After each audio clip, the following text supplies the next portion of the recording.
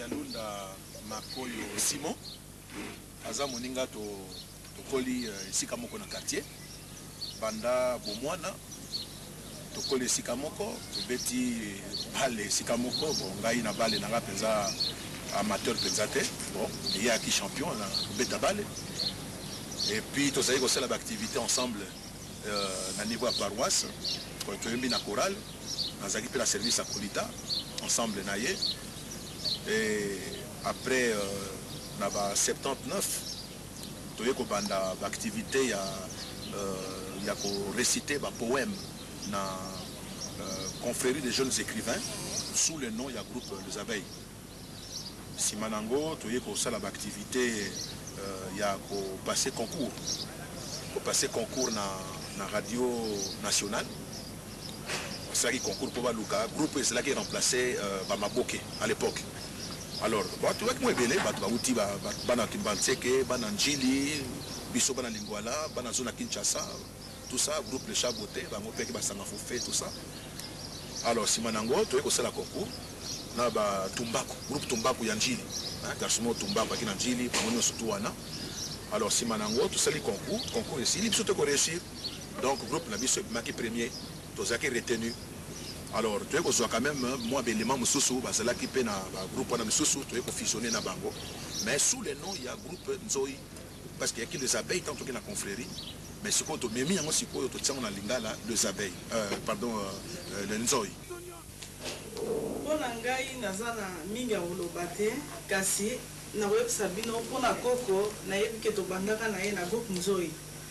Quand on a bandaka na groupe Nzoi, tozalaka biso nyonso boyebi presque bakombo na bango nyonso. Toso na bina tangi kokende mulai. Bo pondeng na yebelaki koko, tozalaki na ye na groupe azalaki mutu moko azalaki ko jouer très bien. Et puis bato mingi bazalaki ko sepela na ye, ezala même biso moko baninga nde tozalaki na kati ya groupe. Tozalaki kolinga ye mingi na ndenge na ye ya kosala théâtre, na kosekisa bato. Et puis, azalaki mutu moko, azalaki na problème na mutu te. Yeso ki likambo ezali, omona fani na ye azotelaka bino. Ndenge bokosukisa bosukisa omona kolobane to omona kaka azosekaka kwa na ye. Alors neti biso tosi toyebaki ye, omona totalika biso boye soki omoni boye koko asepeli te. Asepeli ndenge biso to proposer likambo te, c'est qu'asepeli te nanga ke na kwa na ye. Omona soki afani na kwa na ye mo boti, alerte aussi ça aye ko rejoindre biso. Ceux qui barol et ali va distribuer ce rôle alors tout bandit pour jouer et puis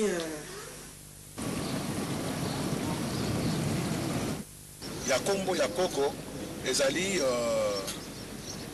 na ba 75 76 parce que utaki wapi na Lupango bazalaki kofanda na Isangi na Lingwala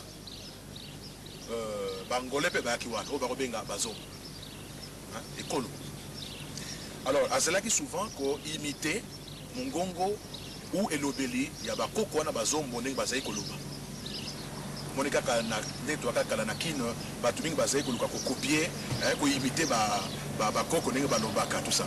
Alors ye azali ko imiter bakoko bazombo ndenge bazali koloba. Alors, qui dit déjà Koko Mzombo Azoloba Azamukolo. Donc, c'est pourquoi on dit même Koko y a Zombo. C'est-à-dire que Koko y a Bazombo. C'est ça. Donc, il y a Kombo, il y a Boumwana, Oyo, Azwaki, Tangazaiko, imiter, la Koko, il y a Bazombo, Bako Fanda, na Lupango, na Bango, ensemble. Donc, il y a imiter Bango. Donc, il y a Kombo déjà Boumwana. Dans la voix du Congo, Ayende ko Bakisango, Kune Komika Libanda, mais il y a une autre banda qui déjà, avant que tout le monde banda. Groupe Lenzoi. Ils allaient na signification monene. Donc, il y a Koliate, il y a Kobomba. Donc, il y a Lunda, donc il y a Kobomba, il y a Koliate. Il y a artiste, le col Koko Azali, donc en tant que comédien. Tu sais, les alliés à venir de mon corps très promoteur. Hein? Va venir y aller Belé.